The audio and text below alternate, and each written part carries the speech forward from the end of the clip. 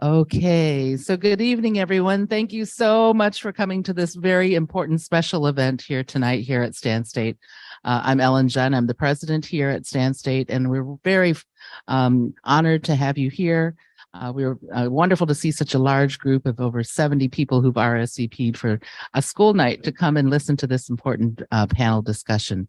So let me start off by saying that I am serving as the moderator tonight to three esteemed panelists, two of which are here in person and one who's zooming in from Zoom. And I'll introduce all of them in a moment. But I wanted to share a little bit about why this event is happening here tonight and why it's significant. So as some of you may know, back in 2019, before COVID, we had two faculty members in the Department of Advanced Studies, Suzanne Whitehead and Deborah Bucco, who are both instructors in that program, who wanted to showcase some of the important impacts and stories from the Holocaust. And in concert with Marty Greenbaum, raise your hand, Marty, and Doug Hyatt, raise your hands, those two individuals in the community who are members of the Beth Shalom congregation decided they wanted to help us host a major event on the campus, really one of the first of its kind on campus. It was hosted here in the Snyder Auditorium and drew in 150 some or more people.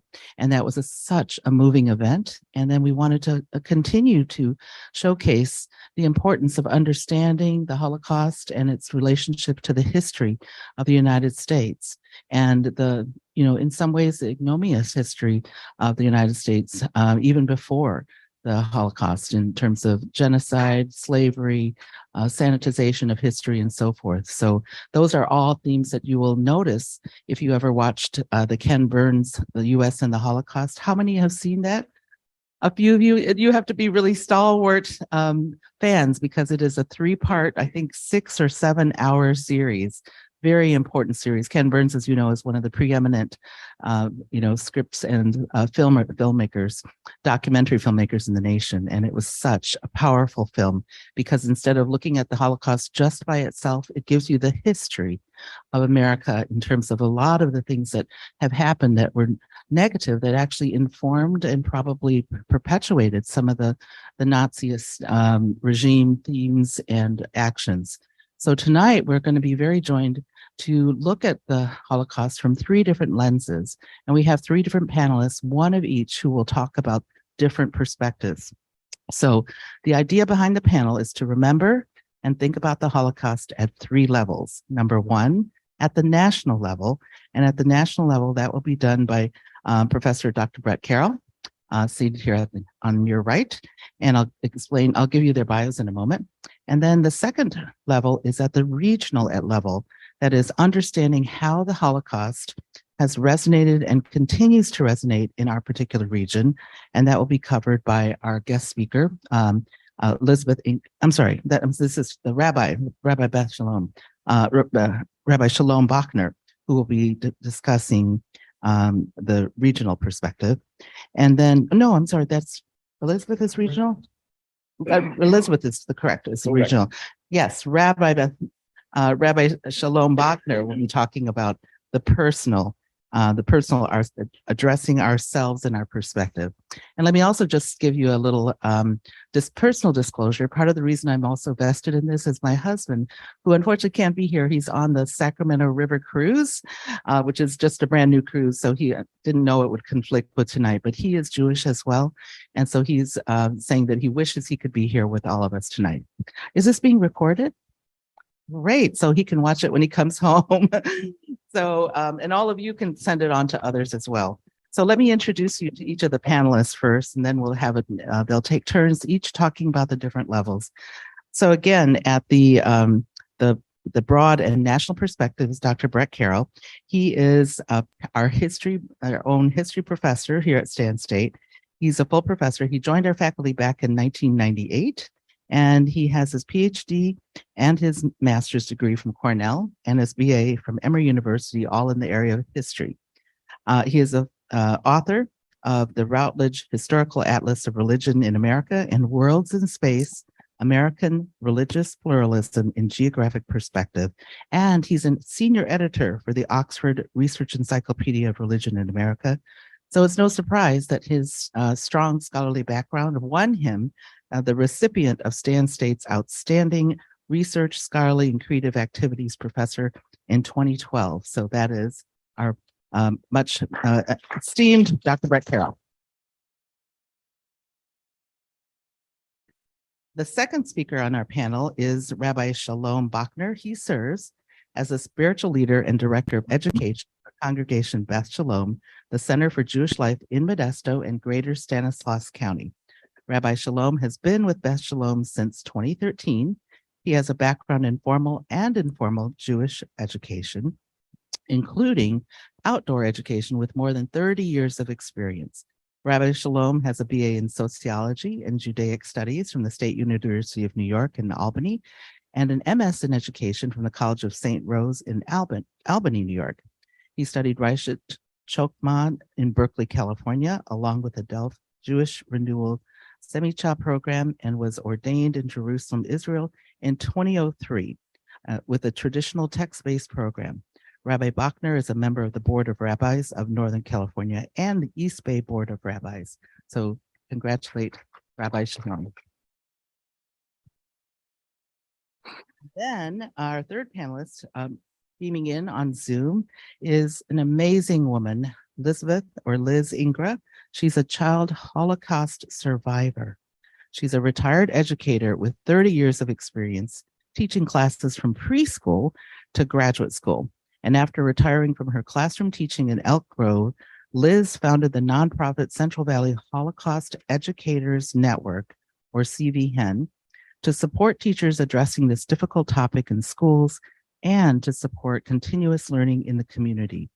CVHEN also trains descendants of Holocaust survivors to put their family histories in context and support classroom teachers as guest speakers. Liz's current work centers on training our newest classroom teachers through the CSU Stan Education Department, and she partners with social science and English education professors. Together, their students make connections across curriculum and value the collaborative process. So many thanks to Liz.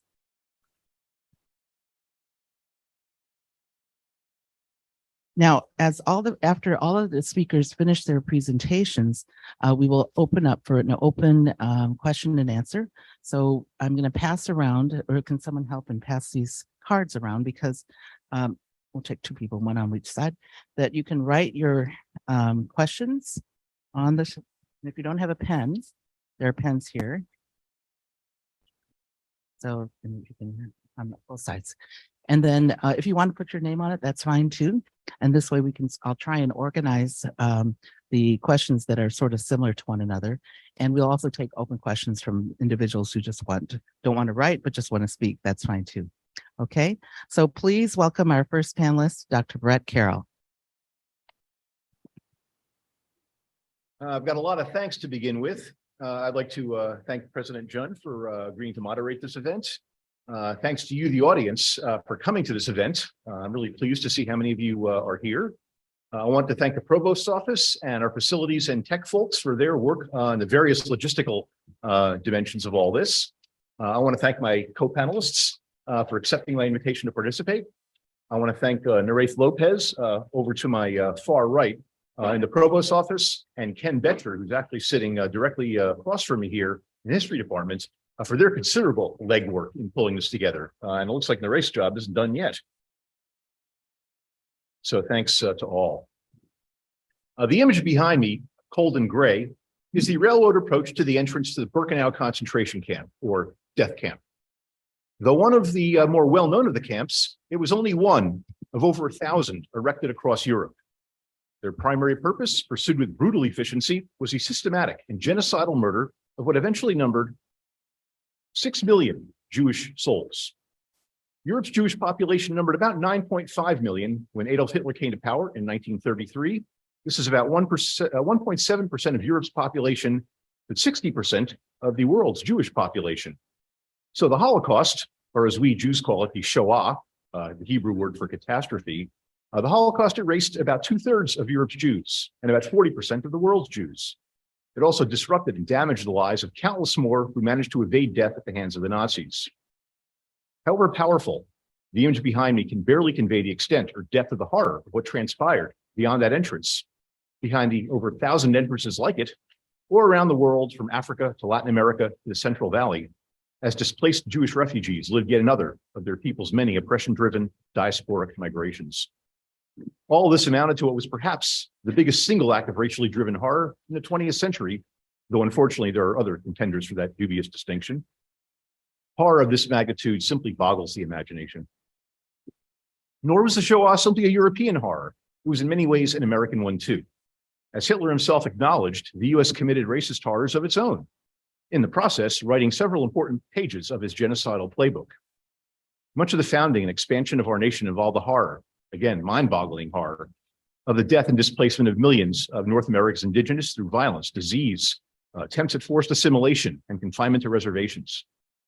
The nation's founding and expansion also owed much to the enslavement and attempted dehumanization and cultural deracination of millions of Africans and their African-American descendants, and systematic oppression of those who did not experience the horrors of enslavement.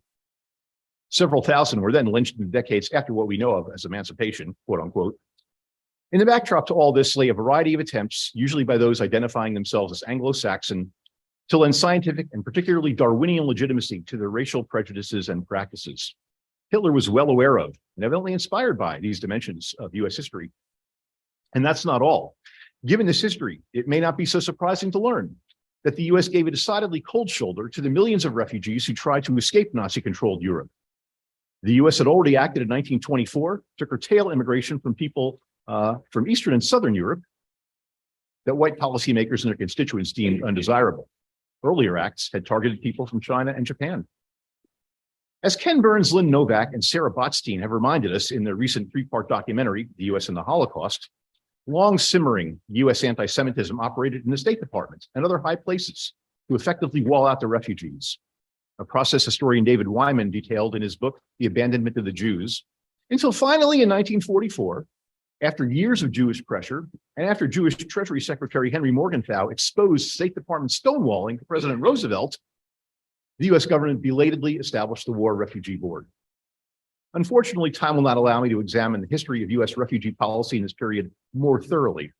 Here, I would recommend reading Wyman's meticulously researched book, or alternatively, watching the documentary, despite the fact that Burns, not wanting to displease the Roosevelt Family Foundation or the US military, made Roosevelt look a tad saintlier than he was. The film also treated dismissively the question of whether the US could have bombed Birkenau and other camps, despite the fact that several historians and military experts have since suggested the feasibility of doing just that. But I will note that as the US was responding, or failing to respond, to the Jewish refugee problem, it was establishing its own camp system with an assembly center right here at the Stanislaus County Fairgrounds in Turlock to confine Japanese Americans for the duration of the war. Many of us have forgotten this history or never known about it. And that's why we're here this evening. We're here to learn and to remember. My first and I think clearest memory of my rabbi growing up was when one day in Hebrew school, he told me and my fellow fourth graders that a Jew is someone who remembers. Remembers what? I asked myself. I got my answer in what followed. A slideshow of horrific images, including piles of corpses, piles of bones, piles of teeth with gold fillings, piles of appropriated jewelry, groups of emaciated prisoners staring out from behind barbed wire, arms tattooed with numbers, showers that dispensed carbon monoxide. Here's not the place to engage in a debate over my rabbi's definition of a Jew, but I will say that remembering the Holocaust and understanding its dynamics and continuing reverberations is incumbent not just upon Jews, but upon all of us as human beings. And that in turn requires learning about it. Why have so many forgotten or never known about the Shoah and the US's relation to it? Most obviously, it's rarely ever taught or addressed in the US outside of academic institutions and synagogues. And even, unfortunately, even in academia, where we might and should expect better, and where much of our high school curricula are generated, the topic remains severely underaddressed. Despite academic institutions' oft-touted and laudable commitment to diversity, equity, and inclusion, programs addressing Holocaust studies, not to mention Jewish studies more broadly, are scarce. I am proud to note that our own history department curriculum includes courses on the Holocaust and the history of genocide, that one of our CJ faculty, criminal justice faculty, has recently expressed to me an interest in augmenting Holocaust education on our campus, that our sibling CSU in Sacramento has recently taken significant and meaningful steps in Holocaust education, thanks to my fellow panelist, Elizabeth Igra. She will speak to this. And I'm also proud to note that our audience tonight includes a contingent of students and teachers from Pittman High here in Turlock. But elsewhere, both here and in most other institutions, those listening for signs of Holocaust awareness and education, or for that matter, any dimension of the Jewish ethnic experience, hear mostly crickets. Why this blind spot in public and academic awareness? Here, the answer, I think, is a little less obvious. A substantial part of the problem, I think, is that Jews have become a largely invisible population in the US, and insofar as they are visible, homogenized in most public perceptions. This, I would argue, has been the price of being assigned whiteness by the Anglo-Saxon establishment after the Second World War. A couple of other Southern Eastern European groups had that similar distinction. I say assigned whiteness because scholars in ethnic studies recognize, or ought to, a distinction between identity as a subjective experience and the kind of externally assigned whiteness that Jews and some other ethnic groups have experienced over the course of our history. Many Americans, even many academics who ought to know better by virtue of their particular training and expertise, often accept uncritically, and worse, teach to others, the simplistic story that Jews across the nation, once admitted to the inner sanctum of whiteness, left the cities for the suburbs where they fully bought into that whiteness, shedding their ethnic experiences and identities. In the words of author Karen Brodkin, whose analysis of the Jew experience in the US is well known in academic circles, they became, quote unquote, white folks. The narrative contains a sizable kernel of truth, but it's also highly problematic. For one thing, it tends to universalize the experiences of third and fourth generation Jews of Eastern European ancestry, called Ashkenazim, slighting the considerable geographic, demographic, and cultural diversity of Jewish peoples, a diversity especially in evidence here in California and among younger Jews. Without getting too deeply into the very interesting weeds on this, I'll offer two quick notes. First, according to a 2020 survey by the Pew Research Center, nearly 3 in 10 US Jewish adults under 30 identify in one or more ways that depart from the third generation Eastern European norm. They identify as Hispanic, Black, Asian, or some other race or as multiracial. They identify as Sephardic Jews of Iberian ancestry, or Mizrahi Jews of North African or Middle Eastern ancestry, rather than Ashkenazi. Or some identify as immigrants or children of immigrants to the US from outside Canada, Europe, or the former Soviet Union. In other words, not third or fourth generation, but first or second. Again, this is Jews under 30, compared with a total of 7% of Jews, not 3 out of 10, but 7% ages 65 and over classify themselves in those ways. Second, according to the California nonprofit Jimena, Jews indigenous to the Middle East and North Africa, Jimena, Jimena. According to this California nonprofit, Jewish refugees to the US from the Middle East and North Africa and their Mizrahi and Sephardic descendants here in the US number some 1.4 million, comprising an estimated 20% of America's Jewish population. 15% of these, 15, live in California. The cardboard figure of the third generation Eastern European Ashkenazic Jew, never an accurate representation of reality, well, I guess it is of me, is becoming less and less so every year. A bigger problem with the two-dimensional image of the whitened US Ashkenazi Jew is the lesson, often anti-Semitic in its effects and applications, if not intended by Brodkin herself, the lesson that some academics have taken from her work.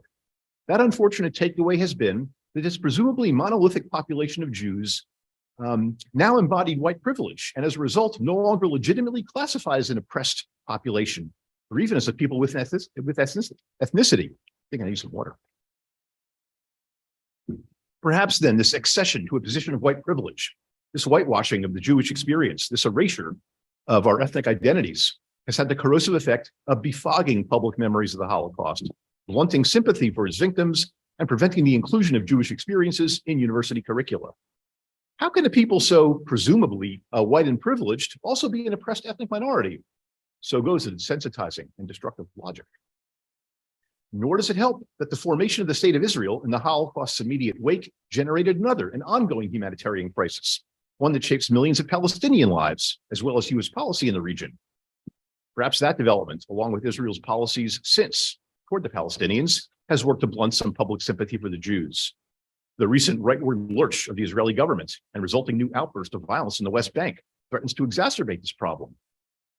Particularly on the political left, where the voices against institutionalized oppression and calls for inclusion are the loudest, and where one might otherwise expect to see sharp awareness and sympathy for the victims of the Nazi genocide, sympathy for the Palestinians, and justifiable criticism of Israel's settler colonialist practices in the West Bank, weigh more heavily with them. How to sympathize, this logic goes, how to sympathize with the horrors experienced by Europe's stateless Jews during the 1930s and 40s, not to mention during the many centuries prior, when the resulting creation of Israel produced another stateless people who have experienced and are still experiencing horrors of their own at the hands of a nation whose leaders, having not long ago been victims themselves, really ought to know better. Those who recall the debates and controversies surrounding California's model ethnic studies curriculum a couple of years ago know that opposition to Israeli policy, while justifiable, has worked to stoke and intensify sometimes out and out anti-Semitism, or at the very least to mute sympathy among those who ought to be working for the inclusion of the Holocaust and other Jewish experiences in our educational curricula. And of course, classic anti-Semitism continues to do its corrosive work, now sometimes paired with Holocaust denialism, despite Jews' supposed whitening, or perhaps because of it. Indeed, anti-Semitic activity, including violence against Jews, has spiked nationwide in recent years. I'll give you numbers later, including in our area, alongside the growing activism of white supremacist groups. And if those hateful chants in Charlottesville, Virginia, a few years ago, the Jews will not replace us, if that called renewed attention to the long-standing anti-Semitic strain in U.S. culture, perhaps even helped prompt Burns's documentary, they have also effectively reinforced simplistic notions of Jewish privilege. That's why we forget. Let's turn to remembering. What does remembering actually entail? Remembering is what we historians do best. And the question of what remembering entails is at the very heart of the historian's craft. For me, many kinds of answers come to mind, including questions of narrative and interpretation, what we, for whatever reason, choose to tell ourselves about the past, and what we, for whatever reason, choose not to. But a few stand out for our purposes today. First, and despite the broad brush with which I've been painting, remembering means seeing the past on the micro level, as well as the macro level, to see the particularities of specific episodes, to see history not simply as past politics and policy, but as the experiences of real human beings whom political decisions affect. Our other two speakers this evening will make and indeed illustrate this point. It's especially important to remember this point, given the tendency some have shown to universalize the episode. This is why Jews speak of the Shoah and not just the Holocaust. To be sure, some have universalized it in a well-meaning effort to appeal to non-Jews. Eleanor Roosevelt, for example, did it in her introduction to the first American edition of Anne Frank's diary, published in 1852. There she said, she, quote, felt how close we all are to Anne's experience. And yet she never mentioned Jews or even the Shoah itself. The term extraordinary conditions is as close as she ever comes. Trying to arouse sympathy and concern is all to the good, but universalizing horrors like the Shoah is a two-edged sword because it can also have the effect of trivializing the event and thereby desensitizing us to it. Witness, for example, those who protested recent mask mandates by labeling them Nazism or wearing yellow stars, as if those experiences somehow compared with Anne Frank's. We sometimes do this, by the way, too, unfortunately, universalizing African-American slavery. Those who have watched the documentary America in the Holocaust have seen that, whatever the film's shortcomings, it succeeds in interweaving survivors and their families' own specific stories into broader discussions of American xenophobia, anti-Semitism, and refugee policy. By telling those stories, historians and documentarians humanize the past, particularize it, populate it with people, not just politics and policies. They draw us in and make us sympathize without universalizing. And this gives history, whatever lessons history has to teach, it gives them more poignancy and thus more power. This brings us to another aspect of remembering, learning lessons from what has happened. In this case, preventing horrors like the Shoah from happening again. Western linear logic has often tended to produce an idea of history as ongoing progress. And that idea, faith one might call it, has sometimes generated complacency, a too easy sense that the present and the future will necessarily and inevitably be improvements over the past. Many of us see the Shoah as an episode that exists purely in the past, something that happened back then. But in fact, past, present, and future are not so easily compartmentalized. Past lives and casts shadows in the present, something that Shoah survivors know all too well. Nor is it all given that the future will be an improvement over the present, or that the practices we thought confined to the past aren't happening in the present and won't recur in the future. Having this episode in our past does not mean we've somehow become immunized. What it does mean is that now we have a case study, a mind-bogglingly horrific case study from which to learn. If we examine how and consider why it happened, and this is what historians do, we become that much better equipped to read the signs, that much more knowledgeable about how the levers of power and policy work and what keeps them from working, and therefore that much more empowered. It means we have more tools in our toolbox as we work, and it does take work to make a better future. In this way, we increase the likelihood. No guarantees, mind you, as Gunther Stern warned us at the end of the documentary, no guarantees that what didn't kill us will in fact make us stronger and make us wiser. To draw to a close, I'm on my last paragraph. Perhaps I don't need to tell you that we need to work to prevent such recurrences. When the FBI released its 2021 hate crime statistics just a few days ago, a revision over what they released back in December, it found that there are 1,590 religiously driven hate crime incidents. Of those 1,590, anti-Jewish incidents made up 871, well over half, far more than incidents against any other religious group.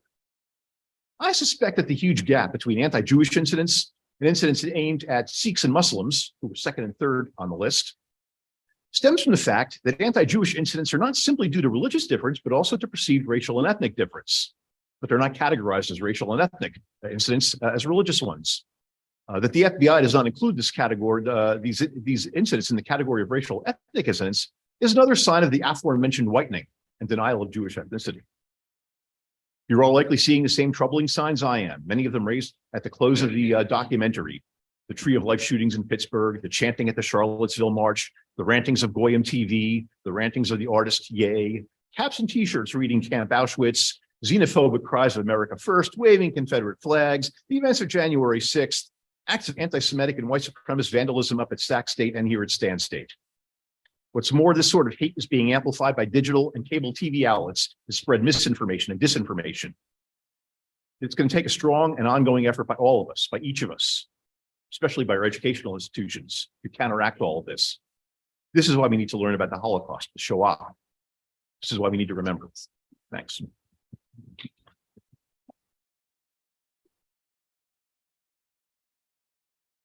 Thank you, Bret. And now we get to hear from the beautiful and very amazing survivor, and that is Liz. And so, Liz, can you unmute as our second panelist? Well, thank you so much to Professor Carroll for laying out the broad spectrum of the Holocaust.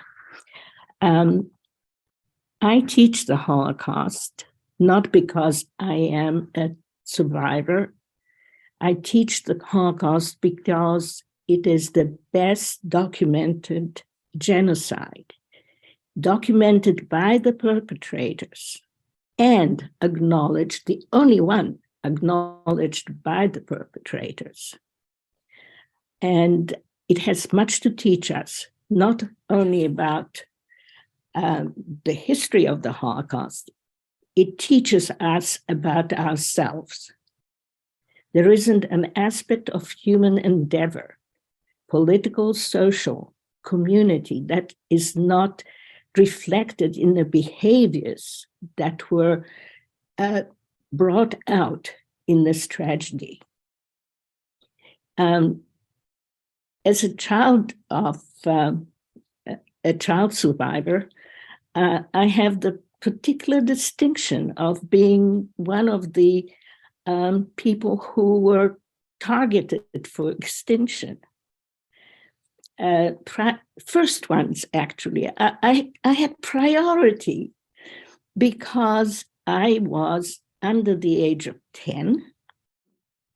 So the reason why I teach this history is in this poster that that graces the entrance to our library.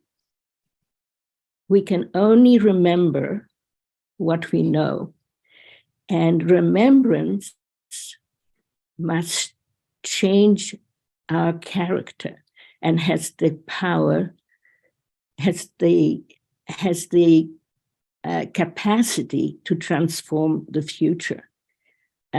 This is something that Michael Birnbaum, a noted educator, quoted in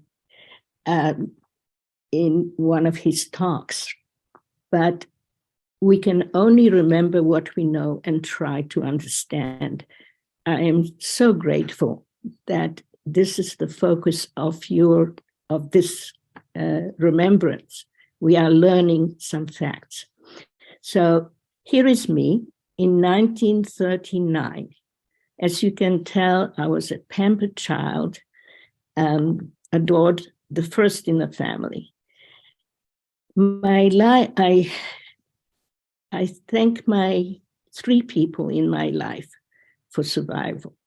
That I was a very cute 4-year-old, very innocent and adored by the whole family, being the first grandchild in the family. So I was very close to a lot of people who perished in the Holocaust. My three saviors were my mother, my father, and a nanny. My father was the first, I should say, 4. He was a surgeon who treated Germans as well as the people in the ghetto. And he was told by one of his patients that apparently women and children will be relocated. He got the message and arranged for my mother and me to leave the ghetto temporarily. We got a pass. He stayed in the ghetto because he was writing work permits for people in the ghetto, which would help them survive another day. And that night, when we were supposed to be relocated, he was deported to Belzec. Now, as your photo showed, everybody knows about Belzec, but there were over 4,000 camps, and there were other death camps, and Belzec was the first one to use zircon gas. My father, and as far as I have found out, most of my family perished in Belzec. I was amazed how few people who I thought knew this history never heard of Belzec.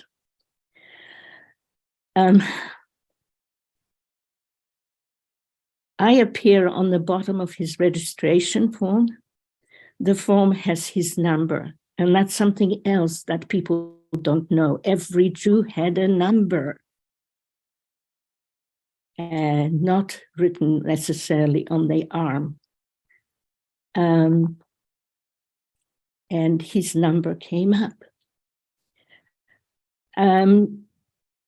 During the second deportation from ghetto in Charkov, I was saved by my mother. She looked Aryan. She had blonde hair and blue eyes, and she melted into the cheering crowd that was watching Jews being herded down to the marketplace. They weren't just herded. Some were murdered right there and then. All I could hear were the sounds. But after that first action, I never saw a little cousin, 2-year-old cousin, her mother, a cousin that was closer to me than most sisters can be because there was no jealousy. She had her own mother. She disappeared. My nanny was my second savior, and she stayed she became a housekeeper of the German who took over our residence. And she overheard that the ghetto would be liquidated. And she smuggled herself into the ghetto, smuggled us out of the ghetto, and started the process of saving us. First, by hiding us in her little room, where we were almost detected by the Nazi who was living in the house, and then contacting my grandmother, who was in the Krakow ghetto, and my uncle, who himself ended up in 5 different concentration camps during the war. And he was at the time in a labor camp outside the ghetto, and was able to secure us false papers. The first false papers did not work. We were denounced almost within a week.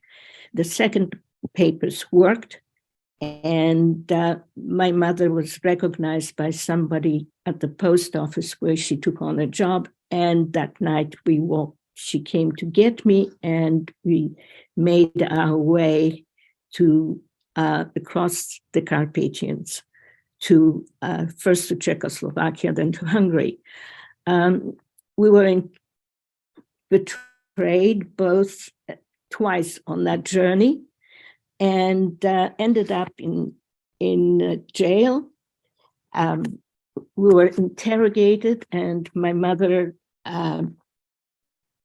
pretended to be offended by the interrogator that she was married to my father, whose photo she had in her wallet. She slapped his face, and we were safe.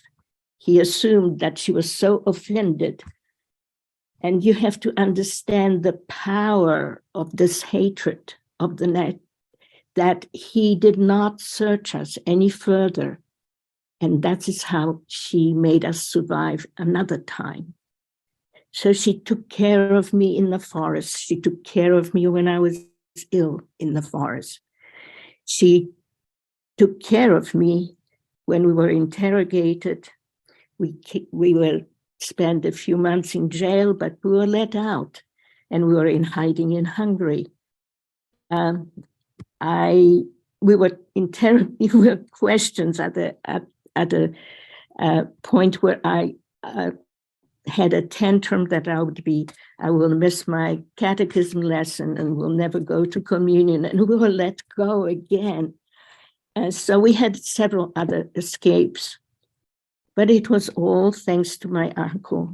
And I would have loved to show you the photo of him at liberation, which I accidentally found. He was liberated in Ebenze. And after he recovered, we met again and started procedures to leave Poland, where there were still massacres of Jews, Kielce being a famous one, being documented everywhere.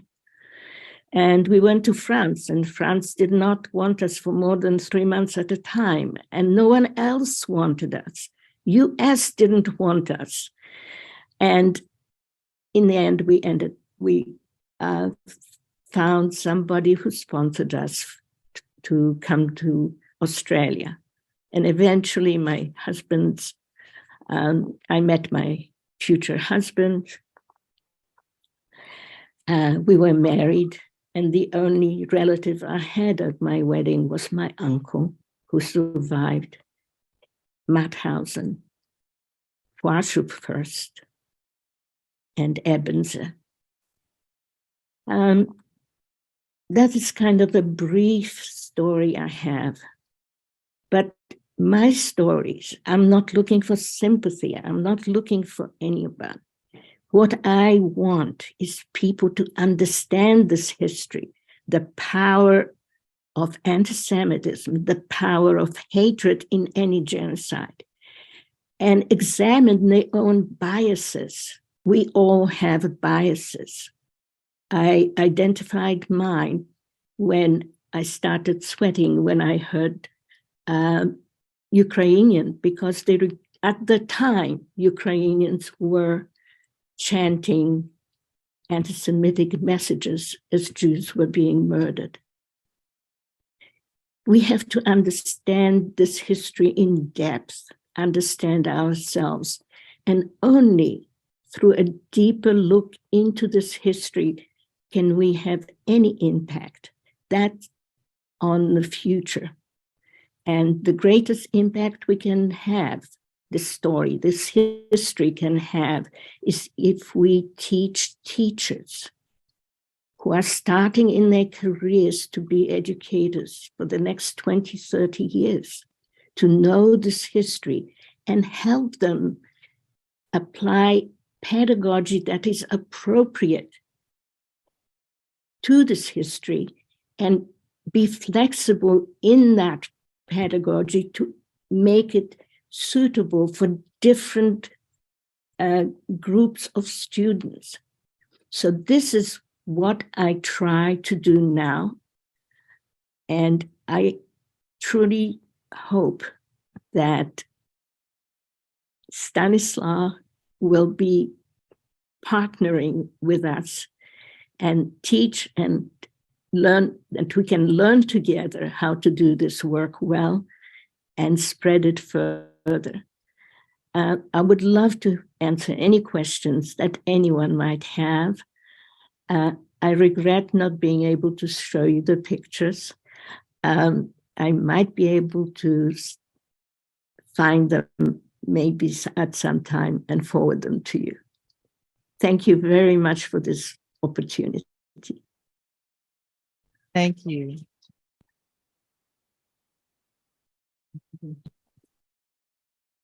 Thank you, Liz, with that beautiful smile, for sharing your very moving story. And we'll take questions when the third panelist finishes as well. So now I'd like to turn to have Rabbi Shalom please share his personal stories. Thank you. For me, these are not historical stories for us to study. They're family stories. They're personal stories. It's important that we remember the Holocaust and learn from the worst of human-caused suffering as a world, as a country, as a region. But fundamentally, I think the question is, what does this come to teach us? How will we tell these stories when there are no more survivors? Elie Wiesel said, a witness to a witness becomes a witness. So in some sense, everyone here who just heard part of Liz's story can now also bear witness. Well, I was born in 1967, a full 22 years after the Holocaust ended. I cannot remember a time that I didn't know that Jews were a persecuted minority. I was the generation that was shown a bit too much and a bit too early. As we heard, piles of dead bodies, emaciated human skeletons being, quote, liberated from hell, and the fact that 6 million people, men, women, and 1.5 million children of my own people, my human tribe, were murdered just a generation before I was born. My mother was born in Albany, New York, as were her parents and grandparents, but my father was born in Berlin and fled the Nazis' rise to power. My stepfather was a survivor, born in Sopron, Hungary. My best friend's father survived multiple death camps. The Jewish community that I grew up in not only protested Russian mistreatment of its Jews in the 1970s, but held annual Holocaust remembrance events that I believe I attended as a preteen. Our rabbi, our educator, led efforts to bring Nazis who had entered the US to face justice. One of these individuals lived 40 miles from my house, and protests were actually held on his front lawn. Keep in mind, these were not neo-Nazis. These were not local skinheads. These were actual German Nazis who had entered the United States, who lived nearby. Both the victims and the perpetrators were much younger then. These family stories were not ancestral. They were recent. They were current events. My stepfather was one of the funniest, warmest people I've ever met. As I've said in many settings, if you're here tonight, you would all be late getting home because he would literally want to talk to each one of you individually and would search you out and ask you questions and try to learn more about you. He loved people.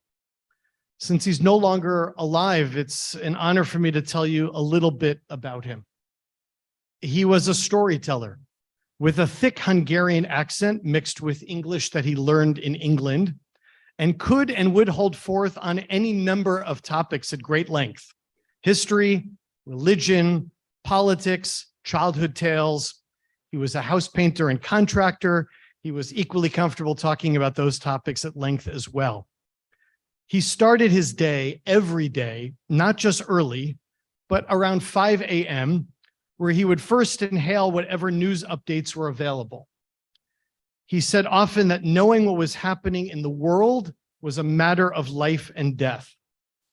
I never remember waking up without having him already be awake for 3 or 4 hours. He would read the newspaper, the news magazines, and watch the TV news every day religiously, even on Shabbat, the Jewish Sabbath, when most other Orthodox Jews turned their TV sets off.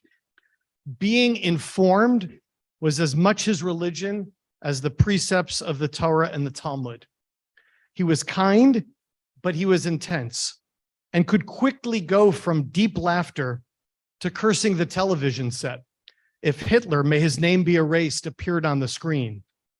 "You murdered my family," I clearly remember him shouting in front of me when I was certainly less than 10 years old. But then 10 seconds later, switching the topic. He wasn't much for comedies. And if Hogan's Heroes came on, as it often did in reruns, he would walk by, look at the TV, see Colonel Klink and Sergeant Schultz and say, "They're all Jewish," which they were, by the way. But then say, "But it wasn't like this."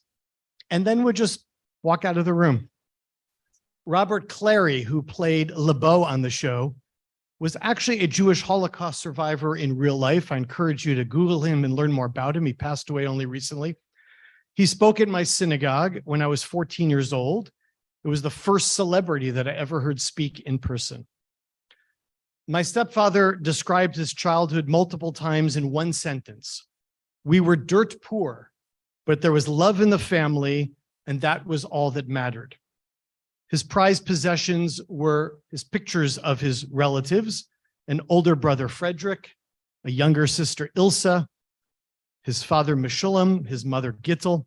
He was known as Miklosh, later changed his name to Mike, and his Hebrew name was Moshe, and he mostly went by Moshe in the community. Keep in mind that Moshe is the Hebrew version of Moses, and his last name was Sinai.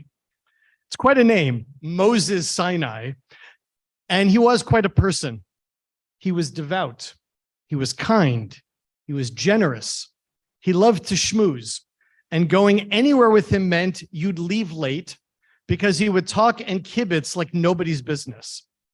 He was all these things and so much more, and as I've explained, he was a survivor. Until the age of 10, he described a pretty normal childhood, getting into various adventures, including being chased by a cow when he climbed over a fence. And since he didn't own a bike of his own, he would race through his silent prayers, go out of the synagogue, and tootle around on the other kids' bikes, quickly running back inside while everyone else finished their prayers. But all that ended around the age of 10, when his father died of typhus, and the Hungarian government told his family, "Your father was Hungarian, but your mother is Austrian. You have to all go back to Austria." Which brings up an important question. How do you go back to a place that you've never been to before? Now, in this case, the Austrian border was only a few kilometers away, but he had always thought of himself as Hungarian. But he was also Jewish. That's the way that he was seen by them.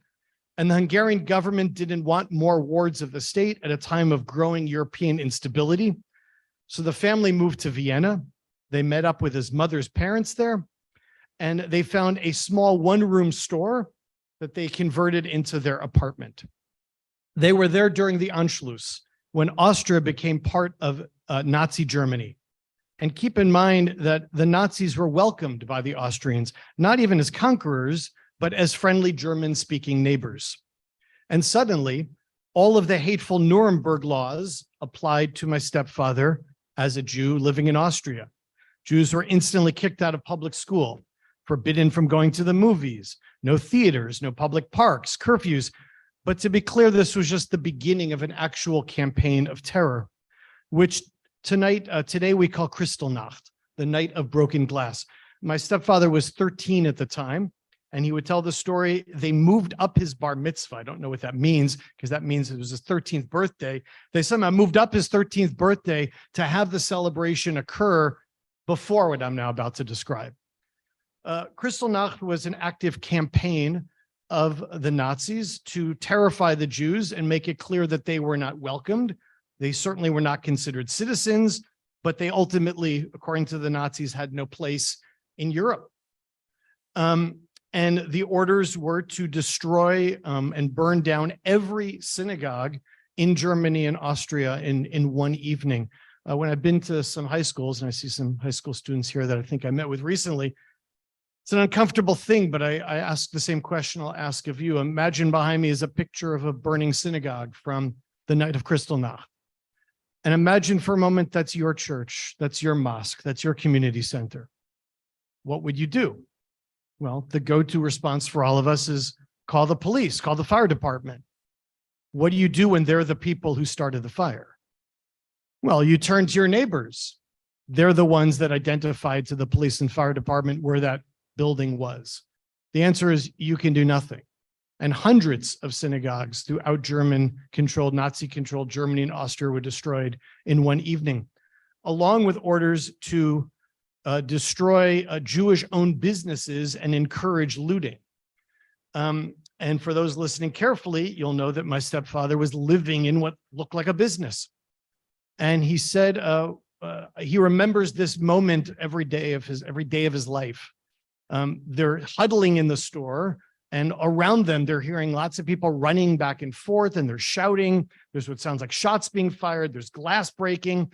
And he looks up, and there's a Nazi suddenly looking in the window. And he says he looked young, like 17, 18 years old. And they hear an older voice, a commanding voice, say, smash the window. And my stepfather always paused at this point in the story and said, the younger guy, his heart wasn't in it. And I think that's such a key phrase to think about when we're talking about remembering this. His heart wasn't in it.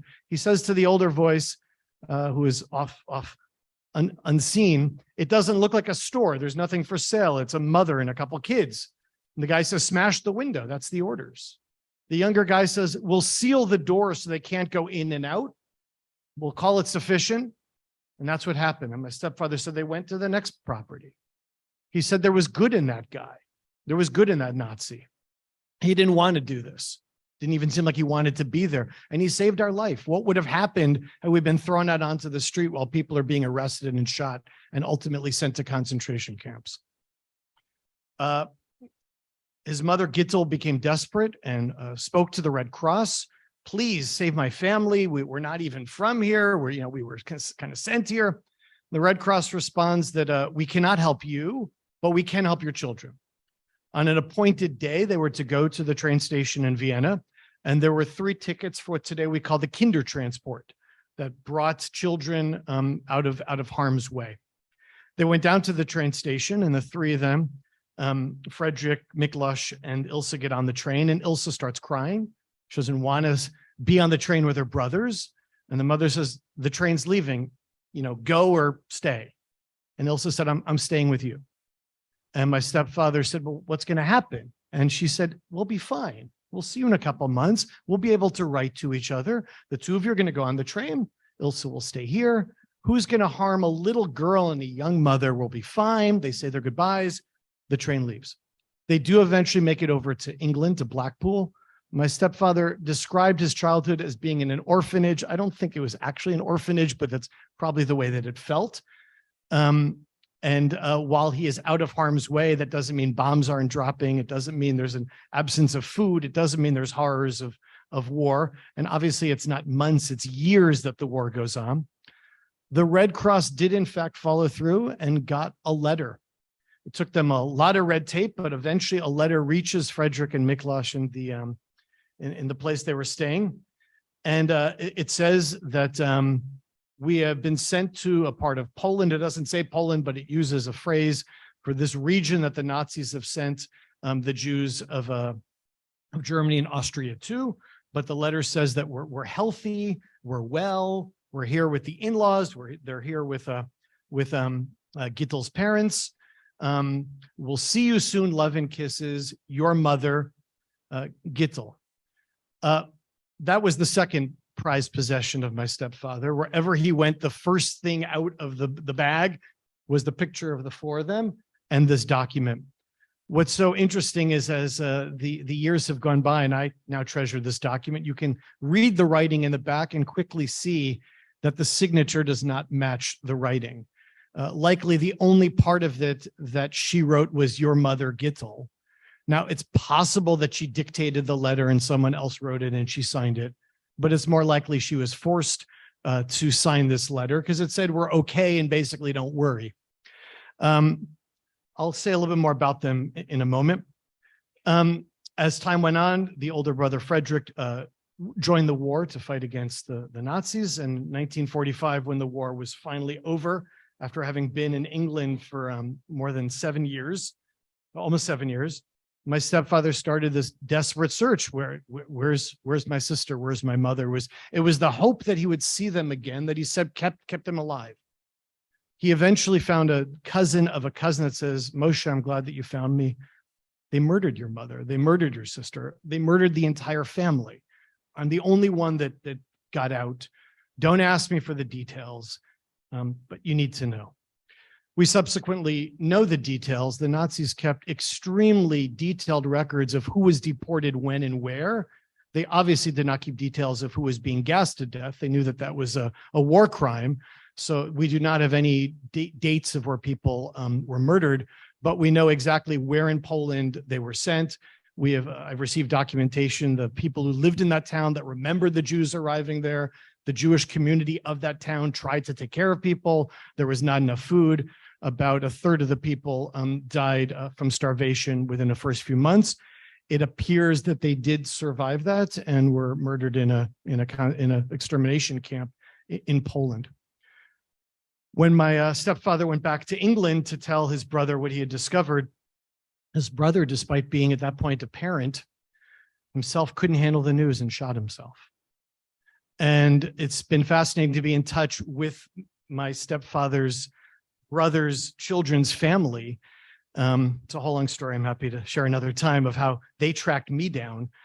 But one of the things that really struck me is my stepfather said it multiple times when he would tell his story. I realized at that moment I had a decision to make, that clarity of his brother killing himself. He said to himself, the hope and faith I would see them again was keeping me going. Now it became clear that the same hope and faith would have to be that I could live a life that honored them. And I don't know how he did it, but he did it.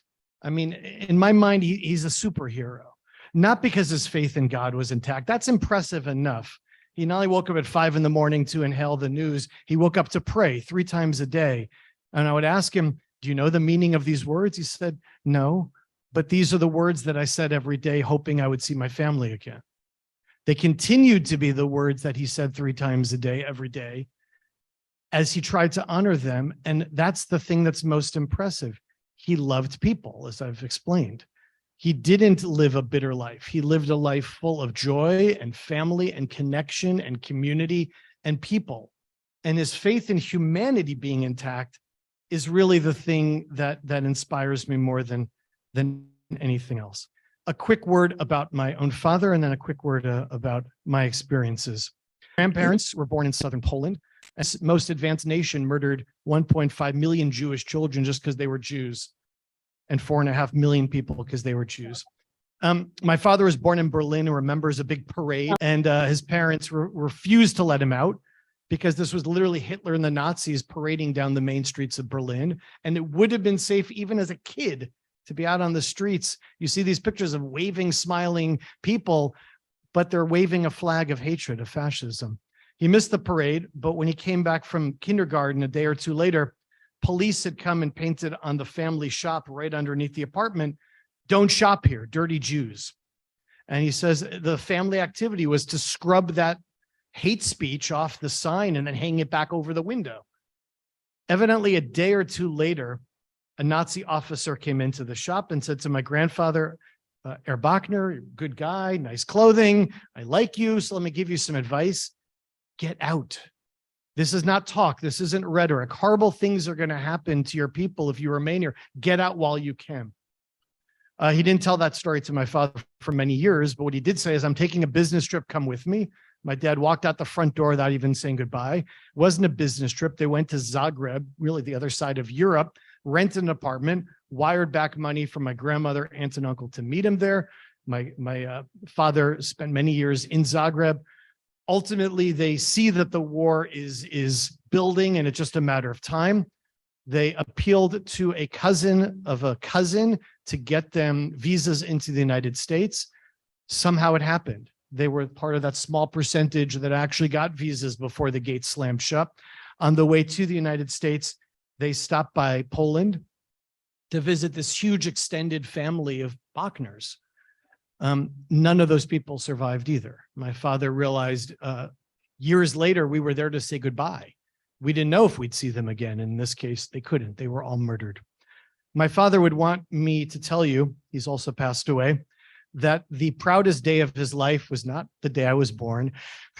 It was when he was, maybe that was a close second. No, he said the proudest day was when I was drafted into the American Army, that he got to give back to this country that in his mind saved him. Keep in mind, he came over here on the Queen Mary. He came over here as a free person. He was a refugee, but he came over here legally, and unfortunately, shortly thereafter, no one else was able to get in. It was the Korean War when he was drafted, and where was he sent? To Berlin. The Americans were concerned the Russians might use this as an opportunity, to capture further territory. He was originally assigned to a motor pool position, but they discovered that he spoke fluent German. So they had him move to translating work between the West German soldiers and the American soldiers. And he said every German soldier at some point said, "How do you speak such perfect German?" And he said, "Well, I was born here." And without skipping a moment, the people said, "Oh, we had lots of Jewish friends." And my father said, "I never had the chutzpah, the guts to say, well, what happened to them? How were they friends if you allowed them to be murdered?" He went back to Berlin a third time as a guest of the Berlin government. My stepmother hated it. She said she couldn't wait to get out of there. He enjoyed speaking the language again and remembering where he grew up. And unfortunately, shortly before he died, it was an extremely sad experience for me to see through his eyes the rising increase in what he described as American fascism and hatred. He would look at the TV with a similar way my stepfather would, but now looking at the face of an American president, say, "I don't want to say it, but he reminds me of Hitler." What I want to leave us with, and certainly want to hear your questions, as I know the other panelists do as well, is while I did not grow up in a country that felt hateful, grew up in a country that felt like, no, that can't happen here. I remember playing music with my stepfather, who was Russian Jewish music, and we were dancing in the apartment. When we walked out of the apartment, the neighbor below opened her door and yelled at him. And I was 6 years old. She yelled at him in front of me, "Fucking dirty Jew." And I thought it wasn't, "Hey, can you keep it down? You're being a little bit loud up there." It's the go-to was effing dirty Jew. Once walking in New York City, certainly not an unfriendly place to Jews, a guy walked up to my brother and I and said, "Effing matzo ball kike." And my brother turned to me, tried to make light of it, and said, "How did he know it was Passover?" And yet, how does any of that prepare us for what's happening today, right here in our county, where hate flyers were placed on our synagogue, where 4 times in the last 8 months, hateful flyers, truly disgusting hateful flyers, were left on dozens of people's doorsteps, blaming Jews for COVID, blaming Jews for immigration, blaming Jews for homosexuality, blaming Jews for a list of things that truly make no sense. But in LA, a few days after flyers were circulated there, a man went to a Jewish neighborhood and literally starting shooting at people. And when caught by the police, he said, "I was responding to information placed on my door." What goes through someone's mind that on their to-do list for that day is to call the synagogue and leave hateful voicemail, or to send us a letter that says we're Christ killers and we hate you. I mean, what motivates someone in 2023 to turn to their neighbors and leave hateful flyers on their door? I hope that all of this comes to teach us the importance not only of tolerance, but to quote my stepfather, hope and faith, but it's not enough. You have to be aware. You have to do what's right. So as we move into the time of questions, I want to say, particularly as a rabbi, but on behalf of all the panelists, don't hold back. We want to hear what you want to ask us. We certainly won't be offended. We really appreciate you being here. Thank you, Rabbi Shalom. So powerful. My name is Jesline, and I have a question for you, Liz. I was wondering, as a child going through this, what was running through your head? Like, what is the stuff you were thinking of? Like, I know as a kid, if that were going around me, I would be wondering why it was happening specifically to these people. So I'm curious to know how you were feeling with this. My strongest memories are of fear and hunger. You have to understand, I was missing my father. Really into adulthood, I was still hoping that he had survived. As a child, my mother was my best friend. She played games with me. She tried to distract me. She made up games that we played in the dirt because I did not have pencil and paper. A friend of ours in hiding was making false papers, which I admired. That was one of my joys, is to watch him make these papers, which is an art. And he gave me a deck of cards that probably belonged to Romas, to gypsies. My life during childhood,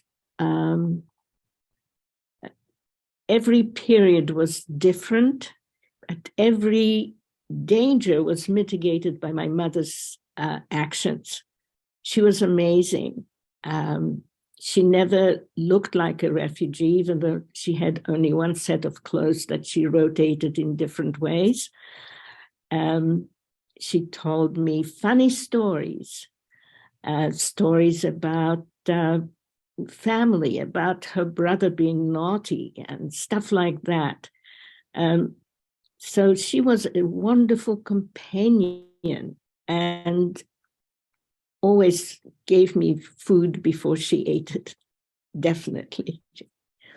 And about being hungry, on the way to, on our journey across the Carpathians, she kept us alive by giving me sugar cubes with alcohol on them. She was very resourceful. You can live on water from the snow, and sugar with alcohol gives you enough calories for a small amount. She could carry that. So she was resourceful I was hungry. She took care of me in the best way she could. I was fearful. She reassured me with stories. She taught me poetry while we were hiding. Yeah. So she was mentoring me and always telling me what a great doctor I will be when I grow up, which I couldn't afford the medical school. So I ended up being a teacher, which I was meant to be. Thank you. Thank you for your question. This is a question for you, Elizabeth, as well. I believe this is from a student who says, Elizabeth, what did your mother tell you when you saw or heard of Jews being murdered? Did she lie or say they are playing a game? Or did she say the Nazis are killing us, the Jews? Thank you for sharing your story. I will remember forever. She never told me a lie. Yes. And I knew people were shooting in the forest. Dogs were hunting us. I knew I had a false name and false identity because Otherwise, I couldn't survive. I knew Jews were being murdered. Absolutely. Another question that came is for the panelists in general. Given the worldwide hate crime tendencies and the fact that we as a nation with military tendencies, do you think we will see another mass genocide? But I think simply to say, I don't think there's going to be another mass genocide. I think it would be foolish. There already have been mass genocides.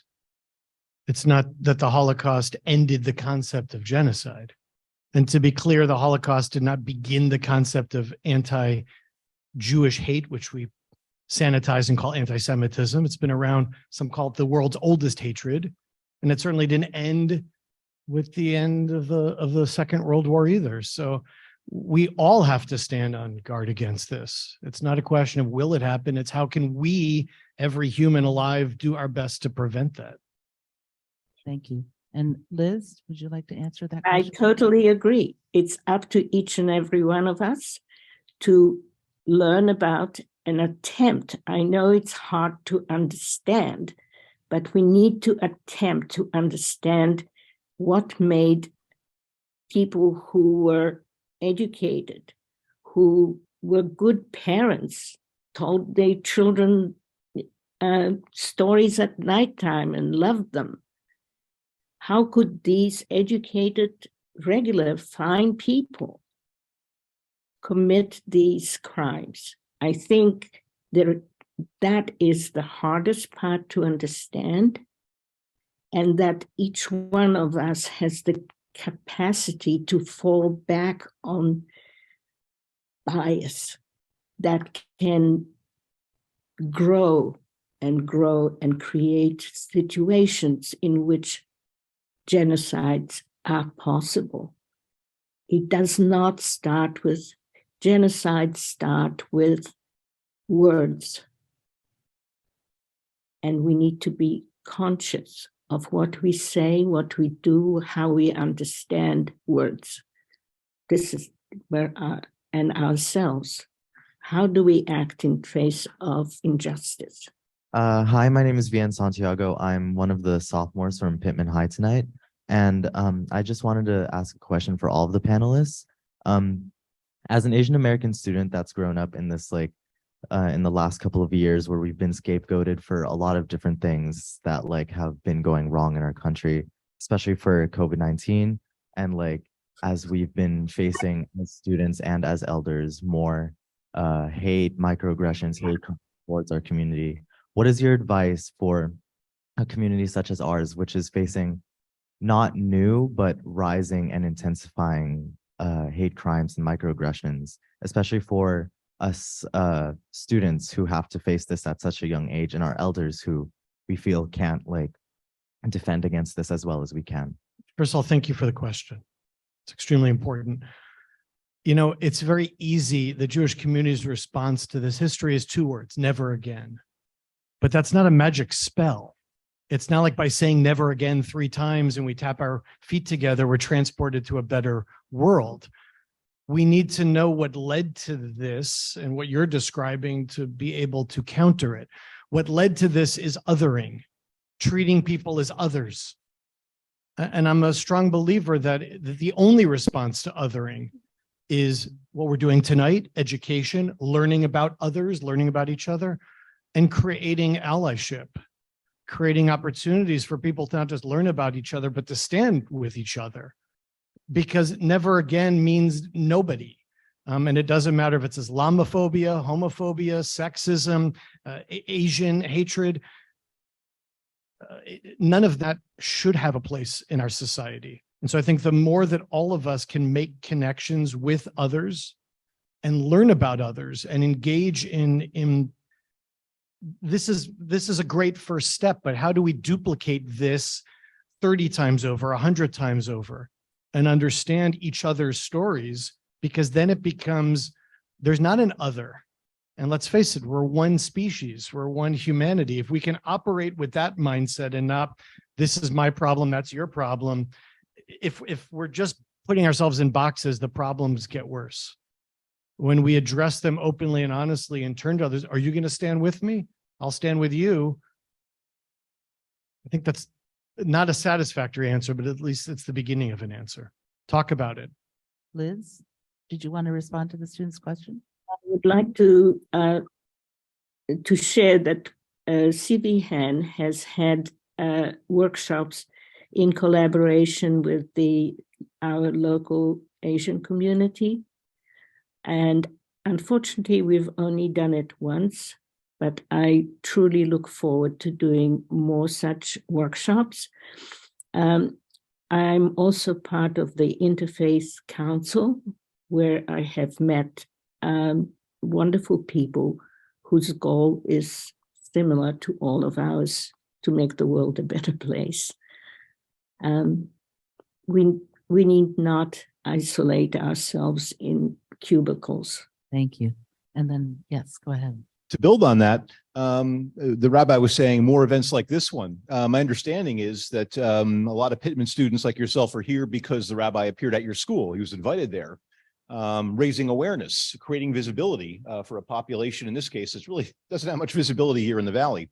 Bring other speakers to your school to address specifically the issues that are of concern to you.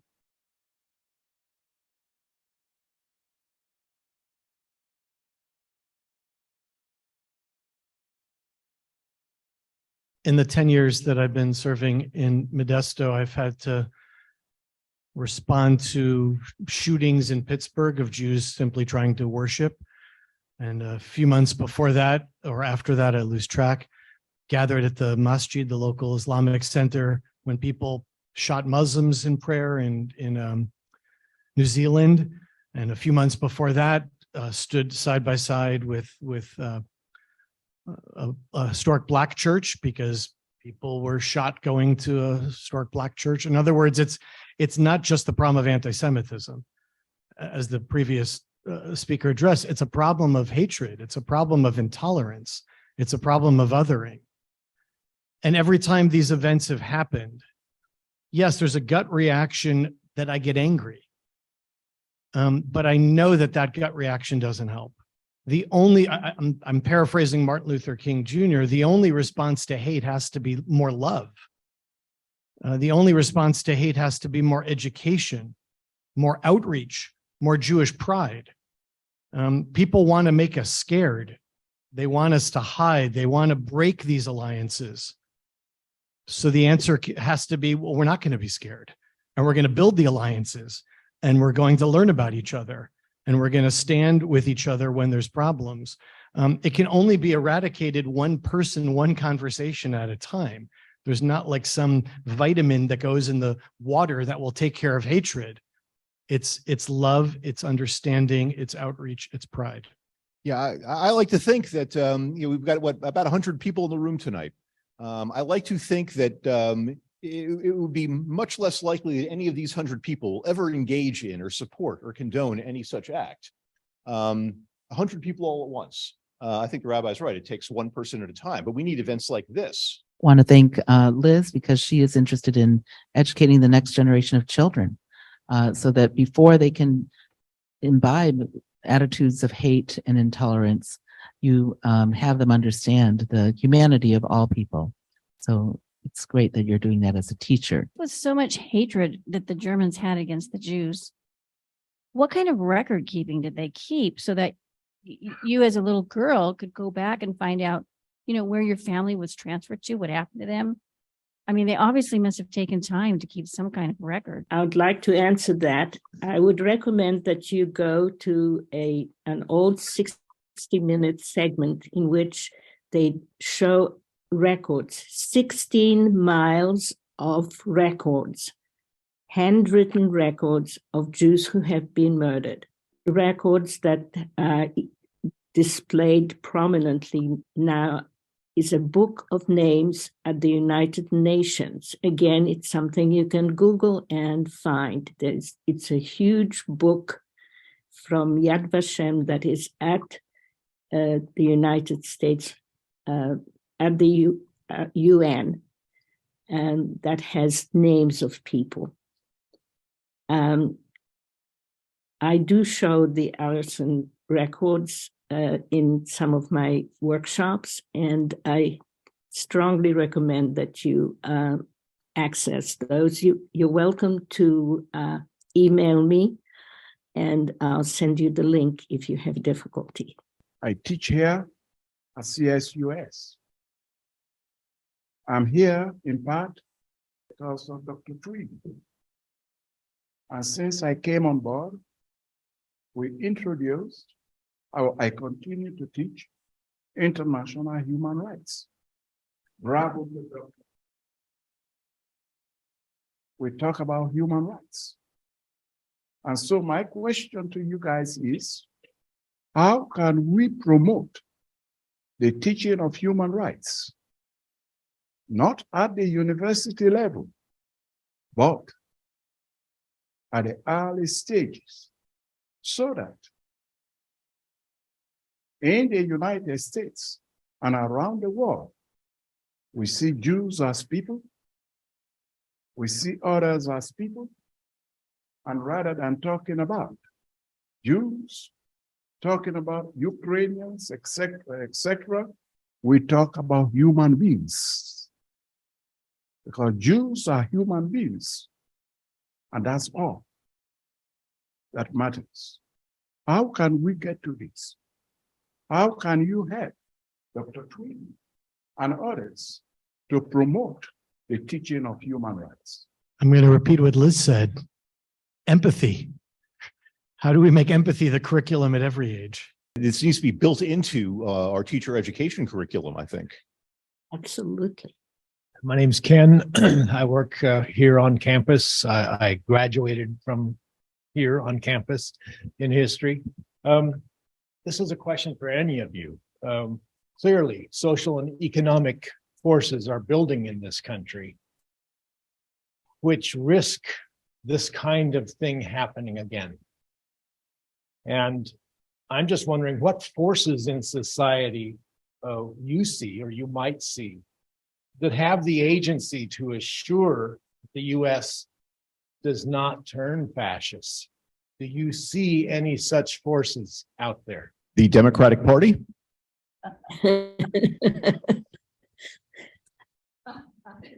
I can't argue with that, but I'm moved whenever faith leaders of different faiths, different ethnicities, different political orientations, doesn't have to be faith leaders, when humans, to get back to the former question, sit down with each other and not only celebrate their commonalities, but celebrate what's different.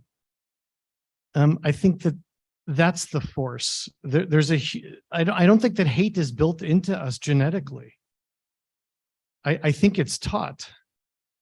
And so there has to be a counter force of love and connection and respect. I've witnessed it. I've been a part of it. I know it exists. I don't know how it's bottled. I don't know how it's formatted.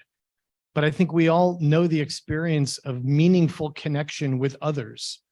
And really, I think it has to do with listening. And we're afraid to listen to what we disagree with because we'll somehow imply consent. But I think that's a fallacy. I think when we sit with differences politically, religiously, ethnically, we learn about each other and suddenly we realize, okay, you feel this, I feel this, but we're all human. You have rights. I have rights. Liz, did you want to answer that? And then we'll take Yes, I think we need to look at what are the influences and influencers. We need to be able to read the social landscape. And again, if we study this history, we can see the conditions and that contributed to hatred and what motivates the organizers of hatred. Whether it's personal ambition that takes advantage of political or social disorder. And we need to teach to read the society we live in, to understand propaganda, to understand the media, to mitigate misinformation. And each one of us has the power in a democracy to do that. So it's not hopeless. Good evening. My name is Jennifer Andrade. I am the teacher that has brought much of the Pittman students here. And I've also, I'm the one that invited Mr. Bochner to our campus. With the very limited curriculum available to us on the Holocaust, Armenian genocide, and have barely even begun to touch on the Uyghurs in China that's going on currently. What kind of documentaries or other supplementals would you recommend that our students watch? I think, Liz, since you do this already with children. I would love to invite you to our next workshop where we will be touching. One of our speakers is somebody who studies the Uyghurs predicament at this point. And please sign up. I will be happy. Contact me. I'll be happy to send you a flyer, and I look forward to seeing you. And then if the two of you could also say some final words as well. Well, I'll just remind you of the Burns documentary, America and the Holocaust. It's 3 two-hour segments. Ken Burns, Lynn Novak, and Sarah Botstein. One of my friends here is also mentioning the film Shoah, which is also very good. I'm always moved by the fact that the Holocaust Museum in LA is not called that. It's called the Museum of Tolerance, because it's not just about the Holocaust. It's all the horrible events you've described and the others that were touched on here. So I would refer to them and their resources, because I know they have them for all ages, as does the Holocaust Memorial Museum in Washington, as does the Anti-Defamation League, as does Yad Vashem. But again, Museum of Tolerance, that answers it in one word: tolerance. I would like to add that Central Valley Holocaust Educators Network is taking teachers to the museum this summer. Every hotel and travel expenses are covered. So if you are interested, please again contact me. I highly recommend. I took students there when I was at Fullerton campus, and it is literally, you can't sleep after you've been through the museum, because they show genocides all over the world, Asia, the Holocaust, etc. And it is such a powerful experience. But just be forewarned that it will take a while to recover from because it is kind of an immersive experience, and you get to feel like you were at these locations, and it's utterly powerful. And I will tell you the very interesting thing that Spielberg did when he created that is, when you come up to the museum, there are 2 doors to enter the museum. One says prejudiced, one says not prejudiced. And so it's very interesting to watch how people decide which door they're going to go into. And what's always surprising, of course, I'm a psychologist, cognitive development, and you see a whole bunch of people try and go immediately to the non-prejudice door, and guess what? It's locked. Nobody can go in, because everybody, if you're human, you will have, unfortunately, prejudicial beliefs, whether you know it or not, consciously, subconsciously, unconsciously. All of us carry various kinds of prejudicial beliefs, and that's part of growing up and understanding and becoming educated, is to understand where those beliefs come from and how to counteract them, because they are beliefs that we learn. It's absolutely correct. But I had one quick question that is sort of a historical significance. Someone asked in the audience, remind us of the difference between Shoah and Holocaust. we might have takes on it. Let's hear yours. I'm actually more interested in yours, but I'll brief answer and we'll let Rabbi Shalom elaborate. Shoah is the Hebrew term for catastrophe, and this is the term that Jews use to refer to it in an attempt to avoid the universalization that Holocaust, that term, brings to mind. Holocaust is a Greek term that means fully burnt. I remember having an old version of a Hebrew English Bible that actually used it in the context of a burnt offering. It said one brings the Holocaust offering. Obviously, this was written before the 1940s. The word Shoah means a destructive storm that leaves nothing behind. Not only is it a Hebrew word as compared to a Greek word, but the Greek word could almost imply some kind of ritual offering, as I mentioned in this translation work. That was not the mindset of the Nazis. These people were considered subhuman. They were brutally murdered because of their identity. There was nothing ritual or virtuistic about that. Secondly, not only is I think the word Shoah more accurate, I think it's up to the people impacted by these stories to have the lead in how to explain their own stories. So if I am moved that the United Nations declared a Holocaust Remembrance Day in January, but that is tied into the liberation of Auschwitz. Whereas the Jewish response is to observe Yom HaShoah in the spring, tied into the date of the Warsaw Ghetto Uprising. One presents it as, let us memorialize Jewish victims. The other is, let us remember the victims, but let us also remember those Jews and non-Jews that stood up against it. The full name of Yom HaShoah is Yom HaShoah V'Zikaron HaGevurah, the day of remembrance of the Holocaust and the bravery. So I think it's up to the Japanese community to discuss how should these internment camps be remembered. I think it's up to the African-American, the Black community, to understand how civil rights and American slavery should be remembered. I think it's up to the Roma, the Jews, and the millions of others the Nazis murdered to tell our story the way that we experienced it, not the way that someone else has decided to describe it. So I'm not offended by the word Holocaust, but the word Shoah certainly captures a much different resonance for me. So let me summarize by saying that we are really deeply grateful to these incredible, compelling stories and insights, personal and historical. So please give a huge round of applause to our panelists.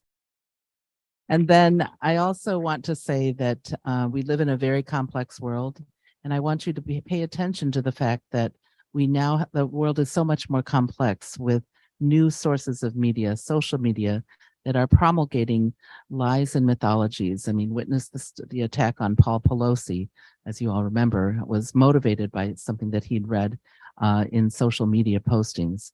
So as you think about, especially as young people, to think about how the social media can have a really very deleterious impact on the truth and how we keep the truth alive. And I want to say thank you to all of you who came here to take part in further educating yourself and keeping in your heart the memories that people here have experienced in their own lives to make the tragedy of the Holocaust something real, something meaningful. It's not a statistic in a history book. It is something that affects people that you now know. And finding that connection and keeping that in your heart as you go forward to help others not remember this as a page in a history book, but something that's connected to you, your family, your friends, and others in the community that you care about. So thank you so much for coming tonight. And the guests will be here for a little bit if you wanted to come up and talk to them.